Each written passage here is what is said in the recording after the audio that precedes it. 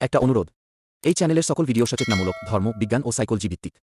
Channel subscribe করে আমাদের উৎসাহিত করতে ভুলবেন না প্লিজ। Number 3, Ghislain.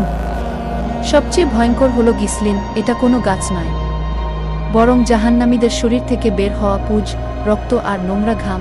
আল্লাহ বলেন, তাদের জন্য কোনো খাবার নেই শুধুমাত্র গিসলিন ছাড়া। সূরা হাক্কাহ 6:9-3:6-3:7। ভাবুন তো, একজন মানুষ যখন ক্ষুধায় কাতর, তখন তাকে পান করানো হবে সেই নোংরা পুজ। তবুও ক্ষুধা, পিপাসা মেটাবে না, বরং বাড়িয়ে দেবে হাজার গুণ যন্ত্রণা। ভাই ও বোনেরা, জাহান্নামের খাবার কোনো খাবার নয়, এগুলো হলো যন্ত্রণার অস্ত্র।